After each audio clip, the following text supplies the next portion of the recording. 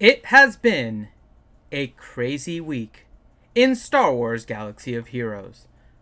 There's been a lot that has gone on this week, much less quiet than the last previous weeks, and since Finn was quite busy this weekend with so much going on, he has decided to make this a public affair. So we are getting ready for another live session of RSG Good and Bad.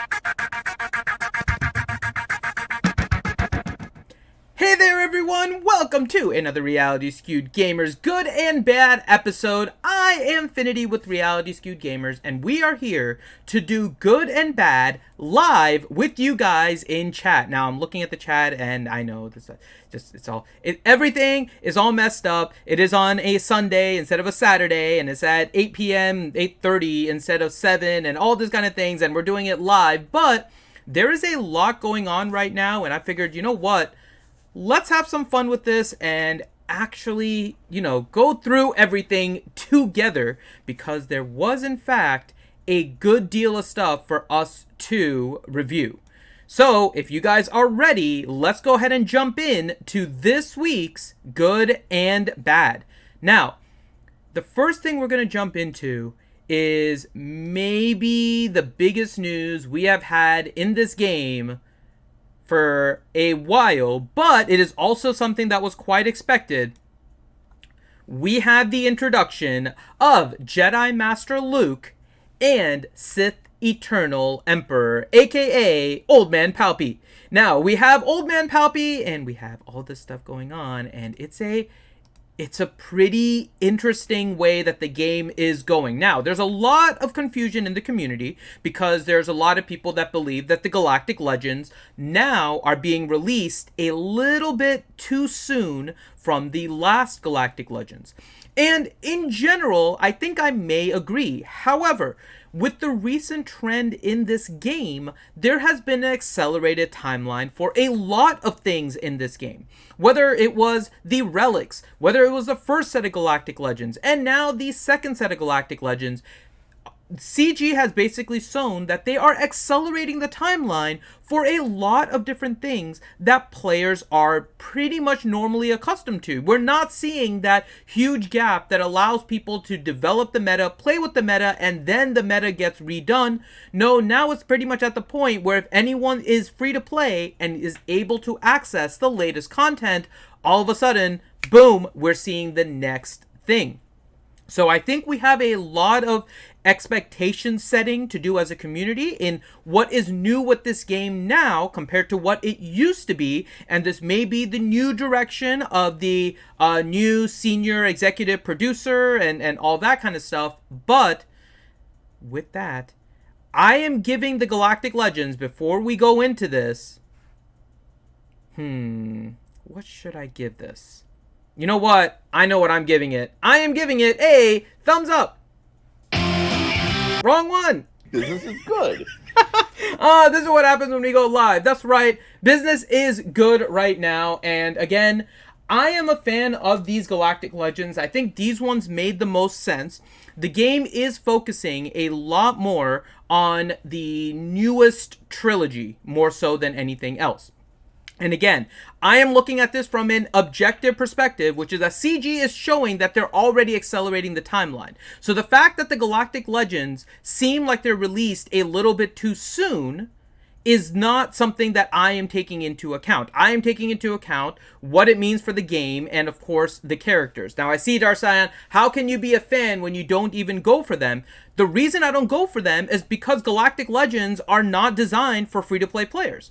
Galactic Legends are largely designed for the older players that are also spenders. That is what Galactic Legends are.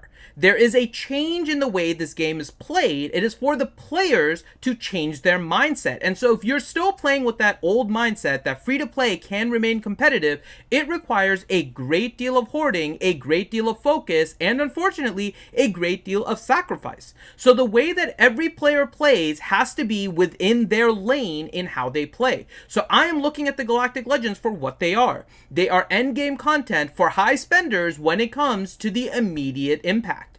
Later down the lines, free-to-play will eventually get them. It's not going to be anything accelerated, but I think expectations are what needs to be set here, and we have to be honest with ourselves. The game has taken a change in direction since we have went from Carrie to Mr. Dickinson, who, again, he is not a public face. That position is never supposed to be the public face. Carrie kind of took on that role upon herself.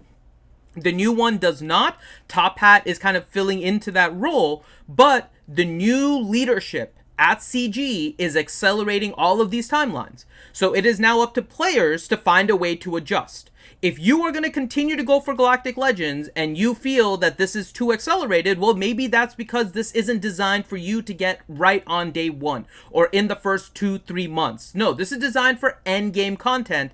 Endgame content is not deserving of anybody to get within the first couple months. You have to work for it, and you have to determine what your standards are for working for it. So I am not going to penalize any release just for the fact that they have set a trend. If this was new, like Relics were when Gear 13 came out, this would have gotten a thumbs down because of the accelerated rate. But CG has shown this. It is now meant for players to adjust, and so I had to give it a thumbs up. And we're going to look at what the requirements are, and the requirements are pretty much in line with what we got with Rey and Kylo. We're seeing maybe a few more here. We're looking at about 15 characters instead of the 12 that we're having with Rey and Kylo, so there is a little bit more addition. We've only gotten the first tier. Now, with that, we did get double drops. So right now, we just finished our Cantina double drop nodes. And they're doing this basically every weekend. So every weekend, we're getting an additional double drop. So the next one is going to be the Fleet Battle. Then the Light Side is coming the week after, Mods the week after, and Dark Side the week after. So all of these, you can see the weekends as it stands here. And so make sure you guys do prepare for those double drops, because if there's anything you're going after, this is a great way for you guys to get some additional shards, some additional gear, whatever it is that you are looking for. Now, we have Jedi Master Luke. We have the first set of requirements for Luke, and with Luke, we have Mon Mothma, 3PO, Old Ben, Rey, and C-3PO. So not just Chewpio, but we also have 3PO. So we're seeing a lot of the characters that did interact with Luke. The first group of requirements are not linked to any particular era. It would have been nice if they did this kind of era-based so we could see like kind of the progression and what the requirements are based on when Luke originally was. And if we see Chewpio, we're kind of thinking Cloud City. We've had some thoughts on what are going to be some out there kind of Rose Tico level relics that we're going to have to put. Lobot has definitely been thrown out there, so has Ugnaught. We've also seen the possibility of Gamorrean Guard because of the way Luke went through, but we're not sure exactly what is going to be a part of this. And I will say, the biggest question mark with Jedi Master Luke is whether or not Jedi Knight Luke is going to be a requirement. And so, if Jedi Knight Luke is a requirement, you will see this person giving the Galactic Legends a thumbs down.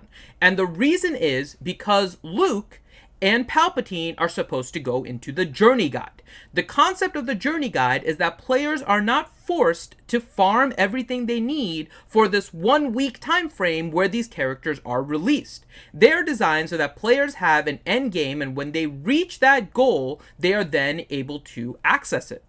Every character required for Rey and then Kylo was pretty much released at a point where you could get them right off the bat. The only exceptions were Radis and Finalizer if you missed the original release, but if you got that, then you basically had the requirement anyways.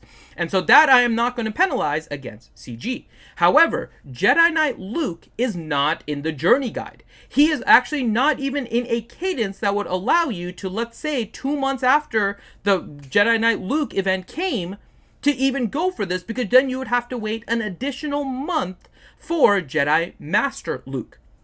So, as we watch what the requirements are for these, I will say that Jedi Knight Luke being a requirement for Jedi Master Luke would be a very bad thing for CG because it ultimately defeats the purpose of the journey guide. You are gating it with a timed character rather than leaving the journey guide to be what it is.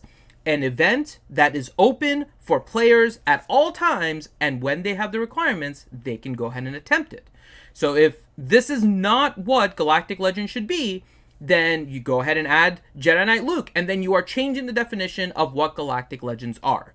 But as it stands, there is no Jedi Knight Luke as a requirement, so for now, everything is good with me. But again, be on the lookout. If Jedi Knight Luke is a requirement, this is getting a massive thumbs down from me because it betrays exactly what a journey guide should be for these Galactic Legends. Similarly, we have the Sith Eternal Palpatine, or Emperor, and his requirements are Admiral Piet, Royal Guard, Darth Vader, Emperor Palpatine, and Krennic. Now, Piet is the one that stands out because some of you that may not have followed are not familiar with the fact that he is actually the latest release, and we are going to talk about him here in 1 second. But he is a new character released. They did mention down below there in the note that they are accelerating the timeline for Piet. So when we're looking at what they said is the accelerated timeline, and they're saying it's going to be about 6 weeks before he's actually in a farmable node, my guess is going to be that these Galactic Legends are going to be available towards the middle to the end of October. Not towards the beginning, not immediately 6 weeks. They usually give us about a 2-week buffer when they release these kind of characters. So I am expecting this to be somewhere in the neighborhood of mid to late October. So for those of you that are planning, keep that in your mind as the time frame.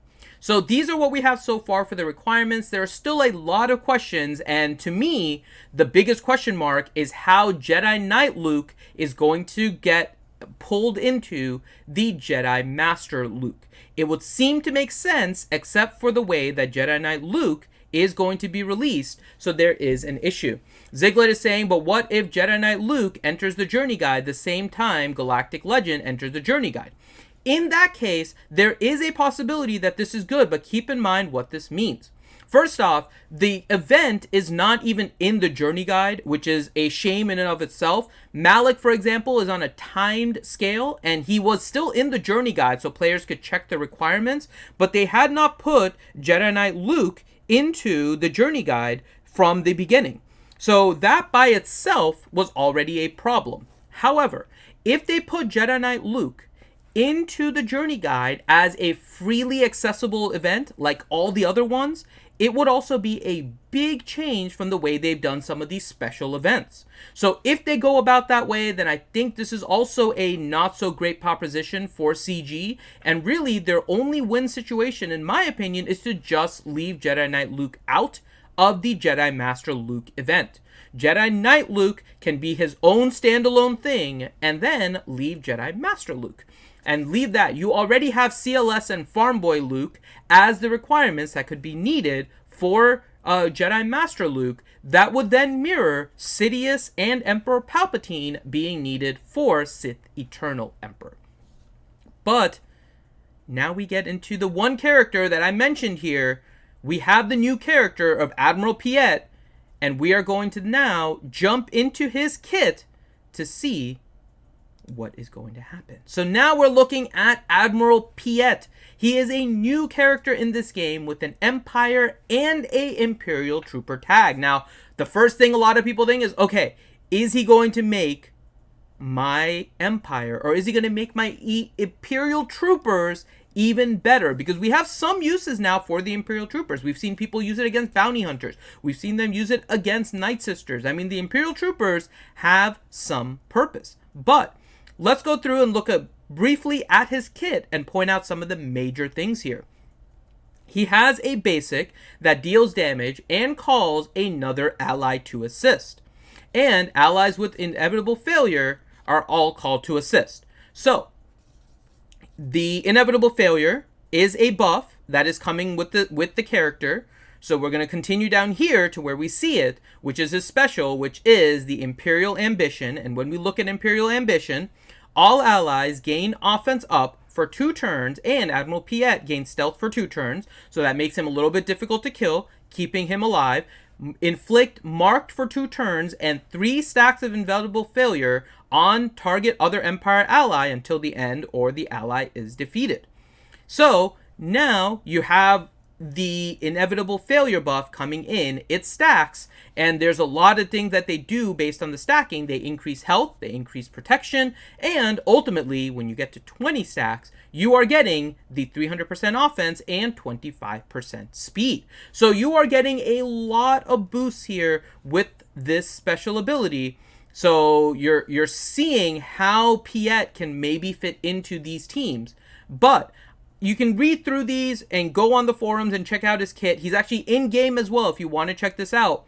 But to me, the biggest thing is his unique ability. So his unique ability is the Emperor's Trap. Now, Admiral Piet has a 60% counter chance, which is huge because that means his basic is triggering and can call an allied assist. In addition, Piet gains 5% turn meter whenever another Empire ally takes damage. So if you have a taunter like a shore trooper taking damage, you can see how Piet is going to speed up very quickly.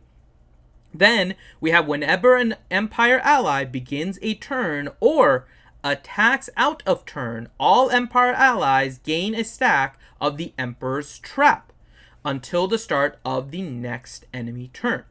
Non-Empire allies or end of battle. So there you go. You have all these conditions where the Emperor's Trap fits in. So what is the Emperor's Trap? Emperor's Trap gives 6% offense and potency per stack. So now when you get Piet attacking with his basic and calling somebody else, he's now attacking out of turn. Now you get all Empires with the Emperor's Trap. You're getting this bonus. But here's the other part. If Darth Vader is an ally, Darth Vader and Piet have 20% accuracy, potency, and tenacity. So now you are giving Vader a huge boost with that potency in particular, because now he's able to land those dots even more. If you start adding then also Emperor's Trap, you are now getting this whole thing where, keep in mind, whenever an Empire ally begins a turn or attacks out of turn, all Empire allies gain a stack of the Emperor's Trap. Keep in mind what Vader does. Vader under EP gains a whole bunch of turn meter. He also does his merciless, his merciless, and he gets a turn on every single opponent. So by the time Vader is done running through his, you could easily have anywhere between like 6 to 8 stacks of the Emperor's Trap on your entire Empire team because no enemy has gone. So yeah, it's merciless. Yeah, see, these are the things where when I record, they get cut out. I'm just throwing this out there. Right? So when we're looking at his kit, Piet provides a lot of bonus to Vader in particular, and is going to make this a massive improvement. Now, what I really like about this, though, is that the most recent releases, both Admiral Piet and Mon Mothma, have done a lot to try and balance out some of these other teams. Now, Vader was already getting a boost, but now you're adding Piet and making this a much better team. You also see Mon Mothma doing that to Rebel fighters and giving them some new life. They may not be the best team, but they are quite handy. So, overall, with Admiral Piet, I have to give this kit a thumbs up. Because this is good. I think with the marquees, they are doing a really good job of finding these character kits and making them truly enhance another key character or characters, rather than just making them these standalone characters. So I am looking forward to a lot of the new marquees that are going to be coming out, because so far, the ones that we've seen recently with Mon Mothma and Admiral Piet have been pretty good. And we also saw some good ones with the Mandalorian, with Grief, and Cara Dune to some extent is finding a better purpose, although I still think the Rebel fighters need a little bit of a tweak. But as it stands right now, all the characters they've released recently with the marquees have been pretty good. And of course, Chupio. I'll throw Chupio in there too, because Chupio is, of course, really awesome. But with that, we are now going into the last thing. Now, some of you that are following the news are probably like, well, what is this last thing? I mean, the big things were the Galactic Legends and Admiral Piet. Like, what else is there? Well, there is one other thing that I do want to bring to your attention. It is the event calendar. That's right, we cover the event calendar, but we don't normally focus a lot on it. So there are two things that I will I'll spoil it right now for you guys. I am giving the event calendar a thumbs up, but for a couple of specific reasons. The first one, this is probably the least objective thing that I have done on Good and Bad, but it is actually not the reason I'm giving it a thumbs up, but Grand Arena is 5v5 for the next one, which means no 3v3. You all know that Finn hates 3v3, so completely subjectively, I love this. So that is definitely something that I was really happy about. But more objectively, the reason why I gave this a thumbs up, very easy to miss, and I mentioned this on the Wednesday night stream, is in fact that the daily login character is IG88. Now, we've had daily login characters that haven't really really connected the dots or anything. However, in this situation, I feel like the dots are going to be connected with IG88. The reason being is that IG88 is very similar to a droid that a lot of us are familiar with. It is from The Mandalorian, and it is IG-11. When I first saw IG-11 not being the biggest in Star Wars lore, I did think it was IG-88 until I was corrected by many others. And so, I think IG-88 is in fact a little bit of a nod to an incoming IG-11. In addition, I think we're also going to get Quill, and that could mean the release of a legendary Moff Gideon. This is what I'm hoping for here. However, I think the IG88 monthly login is a good sign for the Mandalorian faction, because we have 3 characters from that show. We are bound to get a 5th and something better for it, and I think the team of Mando, Greef, Cara, IG-11, and Quill put together the true core of what we consider the good guys in Mandalorian to then lead us to the ultimate bad guy, the Darksaber-wielding Moff Gideon himself. And we're seeing that there is a bit of focus on the Empire to some extent with the release of Admiral Piet, so we can see maybe a little bit more here in the buildup of Empire. So the daily login and the event calendar is getting a thumbs up. Business is good. And so that basically covers the news for this week. Overall, I mean, you guys may be able to guess it. Sometimes I don't always go with the math, but I mean, we have 3-0 down here. So, I mean, if I was to, 3-0, I have kind of changed my mind on things in the past. Yeah, I think it's one of those situations. I think I have to change my mind.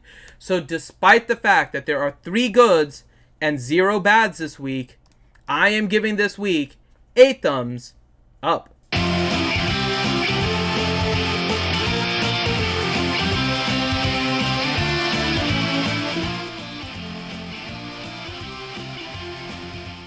There you go. So this week gets a thumbs up from me because it has been a good week in Star Wars Galaxy of Heroes. I think one of the biggest things, though, that is going on in this game and has led to a lot of frustration, and understandably so, is that the foundation of the game has been changing over the past few months. We've seen that the change, again, with regards to the Galactic Legends, things are being accelerated at a much faster pace. Free-to-play are now finding themselves unable to keep up with the pace. It used to be that you would then be able to farm up the latest meta, get the meta, play it for a week, and then the meta would change. We are now seeing that it has changed to the fact that free-to-play are not able to get the meta sometimes. They get close to it, and then a new meta comes out. It feels like the effort may have been wasted. So we're seeing some changes in the mentality that is needed for all players, but it's sad. But given that this is the situation, I am still pretty happy with the game. And everyone hopefully finds what they enjoy with this, because there is a lot of fun to be had in this game, but it does require you to change your mindset on how you address it. But if you are able to take care of characters like Admiral Piet and have fun with those characters, and hopefully some Mandalorian characters coming with the IG-88 daily login hint, then I think we are in pretty good shape for this game. And on that note, I am Finity with Reality Skewed Gamers. Thank you guys so much for joining me, and I will see you next week for another episode of Good and Bad. And if you guys haven't already, hit that thumbs up if you liked what you saw, and even if you didn't, hit that thumbs up and then leave a comment and tell me why you didn't like the content that you saw. But we're going to sign off here, and for those of you that are still looking around for more RSG content, in about half an hour at 9:30 Eastern, I will be heading over to Twitch, and we will be playing GTA 5 for a while with some of our awesome RSG community friends.